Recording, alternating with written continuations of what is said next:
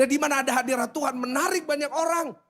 Dan saudara pada saat itu, orang berjubel-jubel masuk. Dan saya yakin seperti hari ini juga, waktu itu sangat panas sekali saudara ya kan. Karena memang panasnya bukan karena kurang AC, karena terlalu banyak orang. Dari tadi saya lihat ada yang kipas-kipas gitu kan. Ya, ada yang saking lamanya kipas-kipasnya kepalanya yang goyang saudara akhirnya. Ya kan, but it's okay, this is a good problem. Nanti minggu depan ya kita akan tambah AC. Supaya saudara lebih nyaman. Tapi memang karena terlalu banyak orang jadi kelihatannya jadi panas. Apalagi di Surabaya panas atau dingin saudara sekarang? Panas banget. Nah saudara pada saat itu orang berjubel-jubel masuk. Dan mereka mau mendengarkan apa yang Tuhan Yesus ajarkan. Tiba-tiba ada satu kelompok orang datang, 5 orang. 4-nya bisa berjalan, 1-nya lumpuh. Dan akhirnya diangkatlah orang lumpuh ini bersama. Dan akhirnya mereka sampai di depan pintu, di depan pintunya sudah ditutup. Mungkin asyirnya bilang sorry, ini udah gak ada tempat duduk, nanti bisa ikut ibadah berikutnya. Tetapi saudara, 5 orang ini gak menyerah. Mereka bilang no, we have to get inside. Apa yang terjadi? Mereka dapat ide 4 orang ini. Gimana kalau kita gak usah lewat pintu tapi lewat atap. Mereka naik manjat rumah itu dan akhirnya dibukanya atapnya. Jadi saudara bayangin kita lagi ibadah tiba-tiba ada yang turun. Ada tilam yang turun. Itu yang mereka lakukan. Dan di saat Yesus melihat iman mereka, Yesus berkata dosamu diampuni. Dan bukan hanya dosanya dia diampuni. Tetapi dia mengalami kesembuhan. Saya percaya hari ini juga. Kalau saudara datang dengan iman saudara, saudara pulang mendapat mujizat dan berkat dari Tuhan. Tepuk tangan dia paling meriah.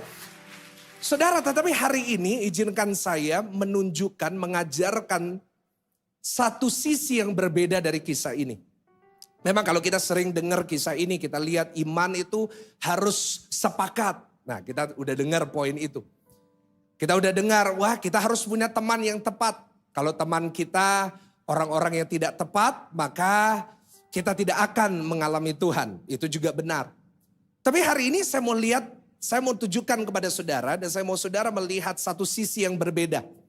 Yang mungkin kita belum lihat sebelumnya. Dan saya berharap hari ini saudara belajar daripadanya. Saudara, apa yang dialami oleh orang lumpuh ini bukan hanya kesembuhan. Tetapi dia mengalami sebuah pengalaman bersama dengan Tuhan. Dia mengalami satu pengalaman pribadi dan kisah ini sebenarnya menggambarkan, mengajarkan kepada kita. Sebuah perjalanan iman yang harus dialami oleh setiap orang Kristen. Saudara, saya ingin mulai dengan berkata bahwa setiap orang Kristen harus punya pengalaman pribadi dengan Tuhan. Yang setuju dan mau katakan amin. Semua orang harus. Tanpa pengalaman pribadi, orang tidak akan mau ke gereja. Karena itu saya selalu bilang ya, kalau ada orang yang gak mau ke gereja, orang yang diajak ke gereja selalu nolak. Saya selalu bilang gak usah dipaksa. Karena dipaksa kayak gimana pun, makin dipaksa makin gak mau. Saya sering didatengin oleh beberapa jemaat, pastor tolong doain. Gimana ya papa saya mau datang ke gereja. Saya bilang santai aja, gak perlu dipaksa. Apalagi gak perlu diancam. Kita bawa dalam doa aja. Kalau orang itu benar-benar punya pengalaman nanti sama Tuhan, gak perlu disuruh, pasti datang sendiri. Boleh katakan amin? Nah, jadi kita mau belajar dari pengalaman orang ini. Yang kita semuanya juga harus alami. Tapi sadly, banyak orang mengalami tidak sampai sepenuhnya. Tetapi hanya sampai di satu sisi. Saudara lihat ya, begitu banyak orang yang ikut ibadah Yesus pada saat itu. Tapi sayangnya hanya 5 orang yang mengalami pribadi dengan Tuhan. Saya berdoa di tempat ini, memang berkerumun kita di sini, 1.800 sampai 2.000 kursi yang ada di sini. Saya berdoa di tempat ini bukan cuma saudara berkerumun, tetapi saudara semuanya mengalami Tuhan di tempat ini. Amin. Kasih tepuk tangan yang lebih mantap lagi buat Tuhan. Kita bisa berada di satu tempat Tuhan Yesus berada dan tidak mengalami Tuhan. Saya yakin dengan 100%, 101% bahkan Tuhan Yesus hadir di sini. Tapi kita bisa tidak mengalami. Buktinya ada orang yang datang ke gereja pulang berkata, aku gak dapat apa-apa pastor. Ada satu, pastor saya dapat sesuatu. Semua itu tergantung dengan inisiatif dan respon kita. dalam ibadah kita. Saya catat itu di slide. Apa inisiatif saudara? Apa respon Bapak Ibu Saudara? Dari ibadah ini saudara dapat sesuatu atau tidak tergantung dengan fasilitas seharusnya. Ada orang yang ke gereja sukanya ngomong kayak gini. Lihat, sing WL gak ngangkat. Mau ngangkat apa saudara ya kan? Mau ngangkat beton. Gak mungkin. Ada orang yang komplain AC-nya terlalu panas, saya gak dapat apa-apa. Come on. Pengalaman saudara dengan Tuhan tidak boleh tergantung dengan fasilitas. Yang setuju katakan amin. Karena orang di desa pun gereja yang kita bangun di Luwu. Sebelum kita bangun mereka ibadah di gubuk. Tapi mereka semuanya mengalami Tuhan. Semua tergantung respon kita. Karena itu dalam ibadah respon kita harus benar. Dalam ibadah kita saudara mau ngalamin Tuhan, jangan main handphone. Coba lihat kanan kiri, ada gak yang main handphone? Nah kalau yang main nih diingetin nih. Mau ngalamin Tuhan atau ngalamin Instagram? Ya, saya berdoa di tempat ini kita punya respon yang tepat. Ceblek kanan kiri katakan respon yang tepat. Supaya kita gak cuma berkerumun gitu loh. Setiap minggu datang udah antri, pulangnya antri, terus gak dapat apa-apa. Saya berdoa pulang dari tempat ini kita semuanya mendapatkan sesuatu, amin. Ini sebuah perjalanan. Dan saya tutup khotbah ini dengan menunjukkan kepada saudara. Sebuah perjalanan yang dialami oleh orang ini. Yang kita semuanya dalam hidup kekristenan kita juga harus menjalaninya. Saya akan tunjukkan ada 3 tingkat. Saudara dan saya mengalami Tuhan. Ada berapa tingkat Bapak Ibu? Ada 3. 3 ini dialami oleh orang lumpuh ini. Dan hasilnya luar biasa. Judul khotbahnya mengalami kemuliaan Tuhan. Tapi sebelum kita mengalami kemuliaan Tuhan harus ada tingkatannya. Dan kita akan belajar sama-sama sambil saudara introspeksi ya. Saya ini level mana? Ada 3 level. Level 1, level 2 atau level 3. Secara cepat kita tutup dengan ini. Yang pertama kita buka Markus 2 ayat 1 sampai 4. Ini level pertama dalam pengalaman kita sama Tuhan. Banyak orang di gereja itu di level ini. Markus 2 ayat 1 sampai 4. Dikatakan kemudian sesudah lewat beberapa hari waktu Yesus datang lagi ke Kapernaum. Tersiarlah kabar bahwa ia ada di rumah. Maka datanglah orang-orang berkerumun sehingga tidak ada lagi tempat. Bahkan di muka pintu pun tidak sementara ia memberitakan firman kepada mereka. Ada orang-orang membawa kepadanya seorang lumpuh digotong oleh 4 orang. Tetapi mereka tidak dapat membawanya kepadanya karena orang banyak itu. Lalu mereka membuka atap yang di atasnya. Sesudah terbuka mereka menurunkan tilam. Tempat orang lumpuh itu terbaring. Saudara, golongan ini semuanya. Termasuk kerumunan sama orang lumpuh dan 4 temannya ini. Berada di level yang pertama pada ayat ini. Apa levelnya dari pengalaman kita sama Tuhan? Catat baik-baik. Yaitu level mencari-cari. Ulangin. Level apa? Ya di rumah tulis di live chat. Level mencari-cari. Ini adalah level banyak orang Kristen. Stucknya di sini. Stucknya cari Tuhan hanya untuk mencari-cari. Dikatakan ayat 2. Mereka berkerumun. Mereka antri. Kenapa mereka berkerumun? Sederhana. Pasti karena mereka mencari sesuatu. Setuju gak sama saya? Kalau kita ke mall, tiba-tiba ada toko, ada antrian. Kenapa orang antri? Karena cari buy one get one free. Setuju sama saya? Diskon, cashback. Pasti orang itu berkerumun karena mereka cari sesuatu. Orang lumpuh ini cari kesembuhan. Dia udah lumpuh harus digotong. Yang lain semuanya mencari sesuatu dari Tuhan. Apa yang saudara cari hari ini saat saudara datang ke gereja? Berapa banyak di sini datang ke gereja cari kekayaan? Jadi di sini maunya cari kemiskinan semuanya ya. Saya doain yang mau miskin maju ke depan, kita doain sama-sama ya. Oke. Itu terlalu vulgar kalau kekayaan. Siapa di sini datang cari kesuksesan dari Tuhan? Oh, nggak ada yang mau sukses, puji Tuhan saudara ya. Tapi saya tahu angkat tangannya di hati saya, pastor saya. Ada di sini cari kesembuhan?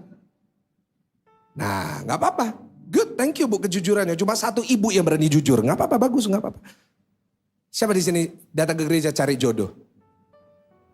Nah, nggak ada yang angkat tangan. Kenapa? Kenapa jomblo-jomblo? Kenapa nggak ada yang angkat tangan ya? Dosa loh, bohong sama pendeta gitu kan? Ada orang ke gereja cari jodoh. Orang datang ke gereja cari sesuatu. cari sukses, masalahnya selesai, suaminya berubah, istrinya berubah, anaknya bertobat, orang tuanya sembuh. Pertanyaan saya, tolong bantu saya jawab, salah nggak? Ini saudara belum makan siang ya, kok nggak jawab saya dari tadi ya saudara. Coba bantu saya jawab dong, pendeta jangan digratisin dong saudara, kan kasihan saya. Udah panas saudara, pakai kaos, saya pakai jas loh saudara ya kan. Salah nggak? Kurang mantap, salah nggak? Yakin? Orang datang ke gereja, cari berkat, cari mujizat, salah nggak? Tambah pelan toh? Salah. Oh iya. Salah.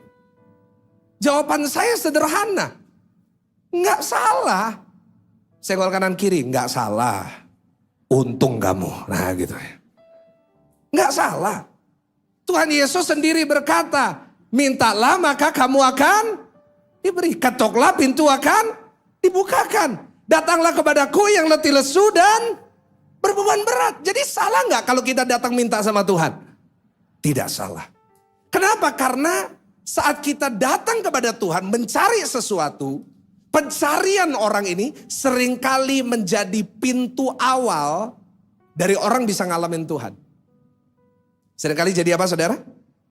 Pintu awal orang ketemu Tuhan seringkali karena dia lagi cari sesuatu dari Tuhan. Jadi nggak apa-apa. Kalau saudara datang minta sesuatu, it's okay. Karena setidaknya engkau ada di tempat ini. Setuju nggak?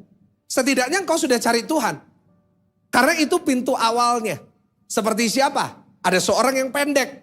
Dia cari Yesus di tengah kerumunan. Dia nggak bisa lihat Yesus. Terus dia tiba-tiba naik ke atas pohon. Namanya siapa? Sakius atau Lazarus? Sakius atau Lazarus? Yakin? Ya benar, Sakius saudara. Sakius yang di atas pohon. Dia cari Yesus. Itu adalah langkah awal. Itu pintu awal. Kalau dia nggak pernah cari Yesus, dia tidak akan pernah mengalami Kristus. Wanita pendarahan 12 tahun. Dia seretkan dirinya. Sampai dia bisa menjamah jubah Yesus. Salah nggak? Nggak salah.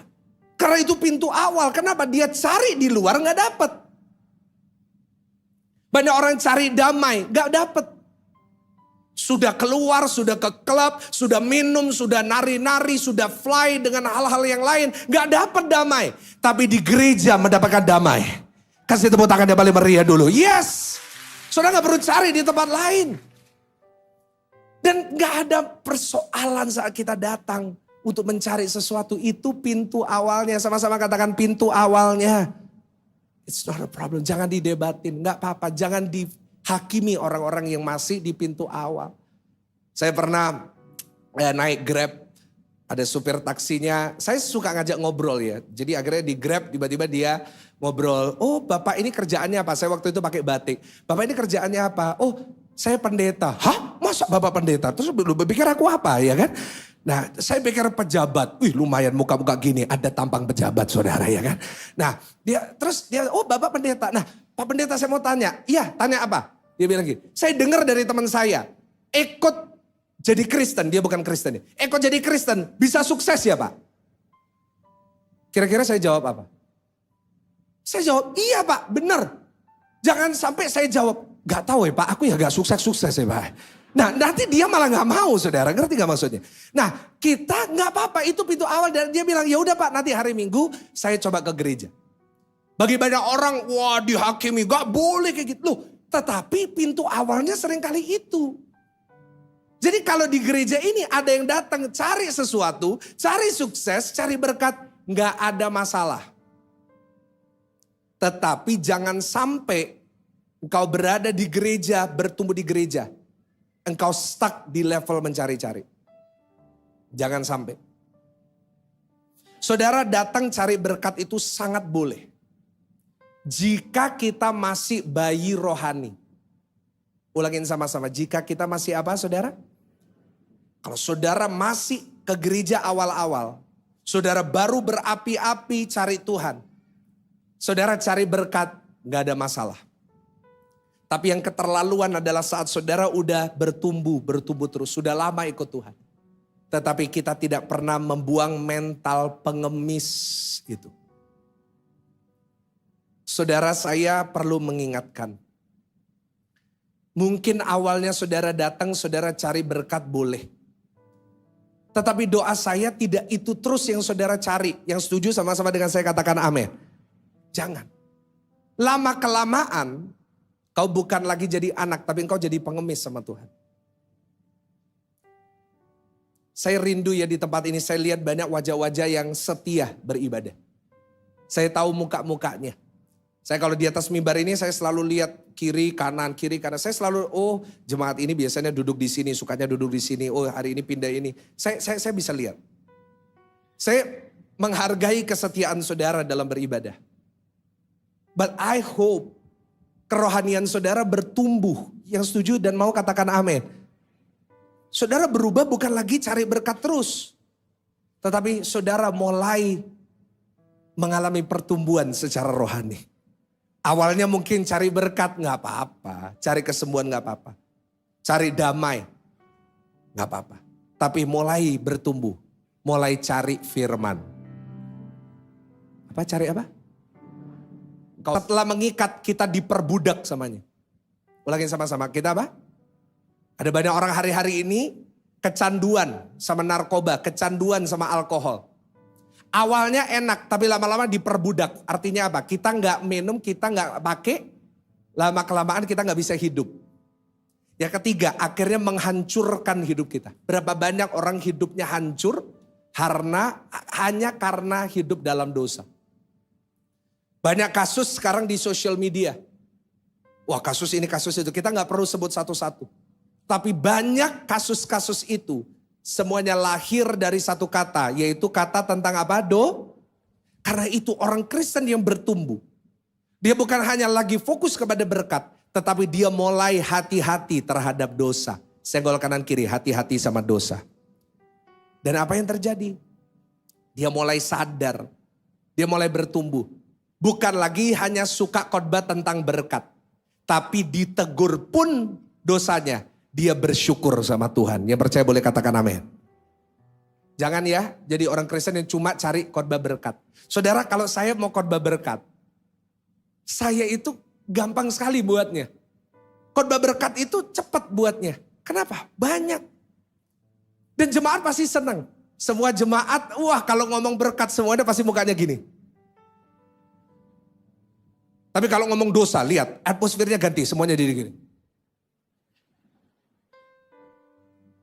Tapi bagi saya, it's okay if you don't like me. Gak apa-apa kalau saudara gak suka sama khotbah saya. Tapi setidaknya hari ini saya sudah melakukan tanggung jawab saya sebagai seorang gembala. Karena nanti saya takutnya nanti saya sampai di sorga, terus Tuhan ngomong, Mike, kenapa gak pernah khotbah tentang dosa? Ada orang yang bilang sama saya, Pastor, hati-hati loh. Salah satu jemaat itu istrinya 2. Pastor jangan ngomong, istri 2. Nanti dia mundur. Ngapain saya takut?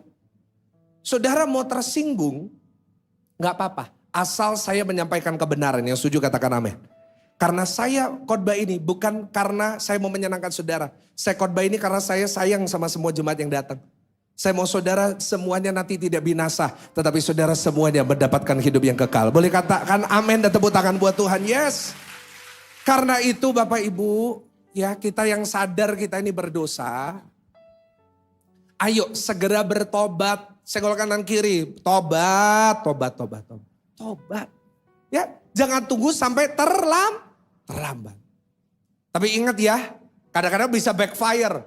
Kenapa? Iblis gak terima. Kalau kita sadar kita berdosa, iblis seringkali melakukan yang dia lakukan terbaik, yaitu dia mengintimidasi kita. Kamu gak mungkin bisa balik, kamu gak mungkin bisa bertobat, ngapain kamu udah terlalu kotor, buat apa? Gak mungkin Tuhan ngampuni dosamu. Lihat nanti di ayat 6-9. Ahli-ahli Taurat lihat gitu. Komplain. Ngapain Yesus ngampuni orang? Buat apa ngampuni? Emangnya dia bisa ngampuni? Nah lihat itu iblis. Tapi hari ini kita harus ingat Bapak Ibu. Dosa memang masih ada dalam hidup kita. Tapi dosa tidak lagi berkuasa atas hidup saudara dan saya. Amin. Tuhan Yesus mau kita semua punya perjalanan iman ini. Tadi poin 1 engkau cari berkat. Tapi poin yang kedua, engkau mulai cari juru selamat. Cari apa? Ini harus terjadi, saya catat di slide. Awalnya cari berkat, boleh diperhatikan. Dan akhirnya mencari juru selamat. Stop berkat oriented gitu. Semuanya mikirin berkat. Hari ini fokuslah cari Tuhan. Berkat bisa dicari, berkat bisa diusahakan. Tetapi keselamatan cuma punya satu kesempatan. Semua lihat saya, ini penting. Keselamatan cuma ada berapa? Ada banyak orang ngomong gini, saya ayo ke gereja. Dia, aku nanti ke gereja bertobat, lek wis mau mati. Pernah dengar gitu? Nanti lek wis mau mati, wis tuwek, umur 80-an, baru aku ke gereja. Baru aku bertobat. Pak denger ya, kalau engkau suka ngomong kayak gitu, saya mau tanya satu pertanyaan. Bapak emang tahu kapan matinya?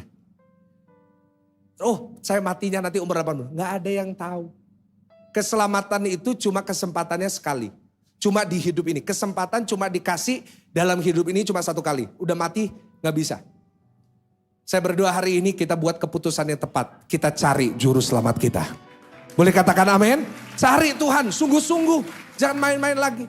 Beberapa hari ini di TikTok, di Instagram viral. Tentang apa? Terjadinya perang kan? Akhirnya apa yang terjadi? Muncullah tafsiran-tafsiran. Gaza sudah di Alkitab, di Amos. Wah ini penggenapan. Oke, tapi jangan lupa Gaza pada zaman dulu pun juga pernah terjadi seperti ini. Ingat, firman Tuhan berkata di dalam dunia ini tidak ada sesuatu yang baru. Semuanya hanya mengulang, dulu sudah pernah. Jadi gak usah terlalu memberatkan tafsiran itu. Ya, pada zaman itu Gaza juga sudah banyak mengalami aniaya. Nah, terus gimana Pastor? Nah, yang satu pasti adalah kedatangan Tuhan Yesus kedua kali tidak lama lagi. Kapan? I don't know. Saya nggak tahu. Tetapi yang saya tahu pasti, firman Tuhan kasih tahu kita, adalah apa yang akan terjadi sebelum Tuhan Yesus datang. Dan ini saya bisa jelasin, dan saya perlu jelasin. Nah saudara, sebelum Tuhan Yesus nanti datang kedua kalinya, dikatakan akan banyak terjadi perang. Saya nggak tahu perang yang ini atau perang yang nanti. I don't know. Karena pada zaman perang dunia 1 dan 2, semua orang juga nafsirin Tuhan Yesus mau datang. Tapi sampai hari ini Tuhan Yesus datang nggak? Nah jadi kita nggak usah terlalu menafsirkan seperti itu. Tapi yang pasti ada kemungkinan. Dikatakan nanti di tengah perang akan ada satu pribadi yang akan mendamaikan perang itu. Nggak tahu ya kalau terjadi nggak di perang ini. Nanti saudara lihat nanti. Ini semua di Alkitab. Saya nggak punya waktu untuk ini di Daniel. Nanti akan ada satu pribadi yang mendamaikan dua pihak. Dan akhirnya orang ini nanti akan jadi pemimpin dunia. Nah, yang orang nggak sadar adalah, yang kita pasti sadar adalah orang ini adalah antikris. Antikris belum muncul, ya. Jadi antikris belum menunjukkan dirinya hari ini. Karena antikris munculnya nanti pada saat dia menjadi pendamai. Wah, dunia damai, semua menjadikan dia pemimpin dunia. Apa yang terjadi? Dimulailah masa tribulasi. Masa sengsara. Berapa lamanya? 7 tahun lamanya. Nah Tuhan Yesus akan datang menjemput umatnya di masa ini. Nah saudara, apa yang akan terjadi dalam masa sengsara ini? Wah banyak. Siksaan bagi orang yang tidak mau terima tanda dari antikris itu. Wah siksaan, gak bisa makan, gak bisa beli, gak bisa bisnis, gak bisa apa. Dan dikatakan aniaya yang terjadi, nubuatan di Alkitab adalah sebuah penganiayaan yang besar sekali. Dan di situ terjadi satu masa di mana orang-orang Kristen yang tidak dijemput oleh Tuhan, orang-orang itu mau mati dan tidak bisa. Coba bunuh diri nggak bisa. Kenapa? Karena dipaksa untuk menyembah antikris. Ayatnya di mana? Baca Matius 24 ayat 37 sampai 44. Jadi daripada saudara dengar di YouTube atau saudara dengar di TikTok yang mungkin ini banyak pengajaran-pengajaran yang tidak sesuai Alkitab, saya aja gembala saudara yang ceritain buat saudara. Dikatakan sebagaimana halnya pada zaman Nuh, demikian pula halnya kelak pada kedatangan anak manusia. Ini Tuhan Yesus datang. Sebab sebagaimana mereka pada zaman sebelum air bah itu makan dan minum, kawin mengawinkan, sampai kepada hari Nuh masuk ke dalam batra. Dan mereka tidak tahu akan sesuatu sebelum air bah itu datang. Jadi gak ada yang tahu. Dan melenyapkan mereka semua. Demikian pulanya halnya kelaknya pada kedatangan anak manusia. 40. Pada waktu itu kalau ada 2 orang di ladang. Yang seorang akan apa? Dibawa. Dan yang lain akan. Kalau ada 2 orang perempuan sedang memutar batu kilangan. Yang seorang akan dibawa dan yang lain akan apa? 42. 43 baca sama-sama dengan keras. 1, 2, 3. Karena itu apa? Belum semuanya, ayo baca sama-sama. Karena itu apa? Sebab kamu tidak tahu pada hari mana Tuhanmu datang. 43. Tetapi ketahuilah ini. Jika tuan rumah tahu pada waktu mana pada malam hari pencuri akan datang. Sudahlah pasti ia berjaga-jaga. Dan tidak akan membiarkan rumahnya dibongkar. 44. 1, 2, 3. Sebab itu juga siap sedia. Karena anak manusia datang pada saat yang tidak. Saudara, dikatakan masa itu akan datang. 7 tahun dibagi jadi 2. 3,5 tahun masa damai. Tapi 3,5 tahun berikutnya menjadi masa sengsara. Tapi ada satu penghiburan buat kita. Firman Tuhan berkata sebelum masa itu datang. Seperti Nuh diselamatkan. Orang percaya juga diangkat dan diselamatkan. Boleh gak kasih tepuk tangan buat Tuhan? Kita akan mengalami rapture, pengangkatan. Dan dia akan meluputkan kita dari masa itu. Siapa? Orang yang hidup sesuai firman Tuhan. Dan menanti-nantikan Tuhan. Jangan terkelabui sama dosa. Karena di saat Tuhan datang kedua kali mungkin engkau akan tertinggal. Dalam konsep pengangkatan. Dan masa tribulasi. Ini sedikit pengajaran buat saudara tentang akhir zaman. Ada 3 konsep utama. Konsep 1, pre-trib. Kenapa trib? Trib itu tribulasi, masa sengsara. Pre-trib artinya apa? Tuhan mengangkat kita sebelum masa sengsara. Ada mid-trib. Mid-trib itu di tengah-tengah masa sengsara setelah 3,5 tahun Tuhan angkat. Ada yang post-trib. Orang Kristen harus menghadapi penganiayaan besar baru diangkat. Yang benar yang mana? Yang benar bagi saya ada di ayat Wahyu 3 ayat 10. Ini janji Tuhan buat kita. Pastor Michael di mana? Pre-trib, mid-trib, post-trib. Baca sama-sama dengan suara keras jika saudara percaya. 1, 2, 3. Karena engkau menuruti firmanku untuk tekun menantikan aku. Maka aku pun akan apa saudara? Melindungi kamu dan hari pencobaan yang akan datang atas seluruh dunia untuk mencobai mereka yang diam di bumi. Bagi orang yang menuruti firman, hidup sesuai firman.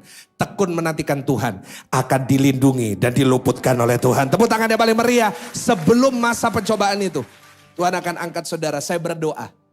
Nanti di saat Tuhan mengangkat kita. Kita semuanya diangkat bersama dengan Tuhan.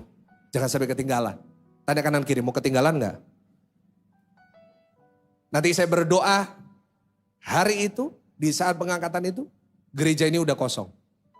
Amin? Dan gak tahu ini alat mau diambil siapa, terserah. Ada yang bilang, Pastor, ojo dikasih orang, kayak no aku. Loh berarti saudara gak diangkat. Saya percaya Tuhan itu begitu sayang sama kita. Asal kita bertobat, kita hidup sungguh-sungguh. Kita hidup menghidupi kasih karunia. Pasti ada keselamatan Tuhan buat kita. Sekali lagi tepuk tangan buat Tuhan. Pemain musik boleh naik. Markus 2 ayat 11 sampai 12. Markus 2 ayat terakhir. Markus 2 ayatnya yang ke-11 sampai 12. Kepadamu kukatakan, ini setelah sudah membahas pertobatan. Kepadamu kukatakan, bangunlah, angkatlah tempat tidurmu dan pulanglah ke rumahmu. Ayat terakhir 12, 1, 2, 3. Dan orang itu pun bangun, segera mengangkat tempat tidurnya dan pergi keluar di hadapan. Sehingga mereka semua takjub. Lalu apa saudara? Mulai karena katanya yang begini belum pernah. Yang ketiga levelnya, yang pertama mencari, cari. Yang kedua menyadari bahayanya. Segera bertobat, segera cari Tuhan, segera sungguh-sungguh. Jangan main-main sama Tuhan. Yang ketiga, levelnya adalah kita menerima kemuliaan Tuhan.